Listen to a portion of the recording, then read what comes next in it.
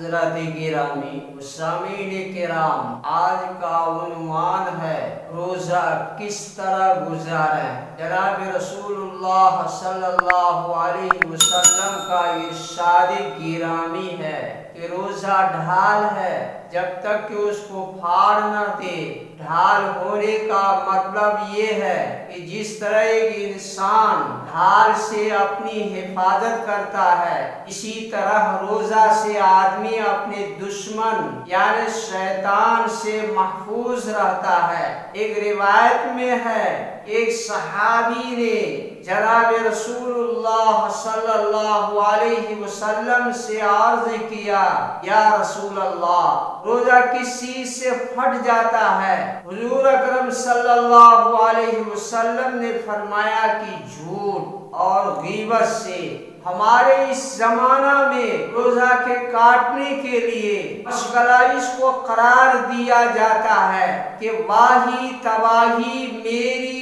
تیری باتیں شروع کر دی جائیں۔ روزہ دار کو ان باتوں کا اہتمام بہت ضروری ہے۔ اول اپنی نگاہ کی حفاظت کرے کہ کسی بے محل جگہ پر نہ پڑے۔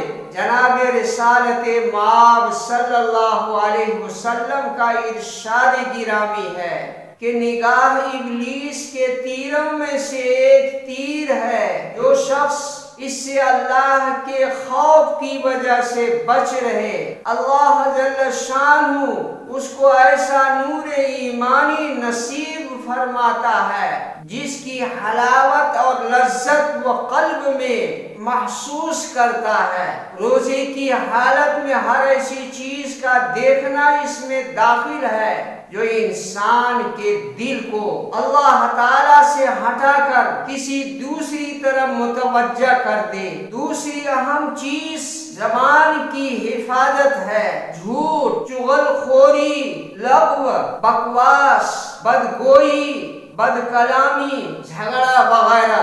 نبی اکرم صلی اللہ علیہ وسلم کے زمانہ میں دو عورتوں نے روزہ رکھا اور روزہ میں اس شدت سے بھوک لگی کہ ناقابل برداشت بن گئی، ہلاکت کے قریب پہنچ گئی۔ حضرات صحابہ کرام رضوان اللہ علیہم اجمعین نے جناب نبی اکرم صلی اللہ علیہ وسلم سے دریافت کیا تو حضور اکرم صلی اللہ علیہ وسلم نے ایک پیالہ ان کے پاس بھیجا اور ان دونوں کو اس میں قے کرنے کا حکم فرمایا۔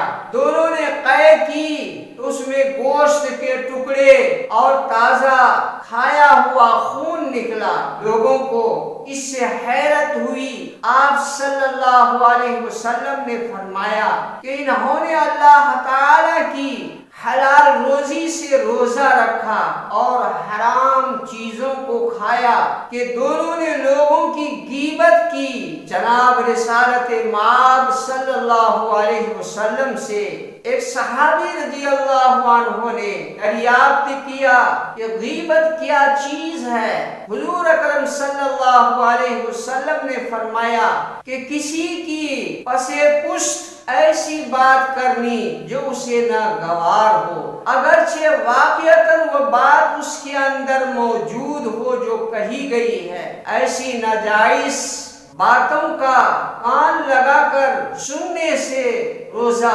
خراب ہو جاتا ہے۔ آج کل موبائل میں لوگ گانے اور فحش تصویریں دیکھنے کے عادی بن گئے ہیں۔ اس سے کلیتاً دور رہنے کی ضرورت ہے اور خاص طور سے افطار کے وقت مال حلال سے افطار کرے۔ آج ضرورت اس بات کی ہے کہ اس کی طرف عام لوگوں کو توجہ دلائی جائے۔ اللہ رب العالمین ہم سب کو ٹھیک ڈھنگ سے اچھی طرح رمضان گزارنے کی توفیق عطا فرمائے۔ وما علینا الا البلاغ۔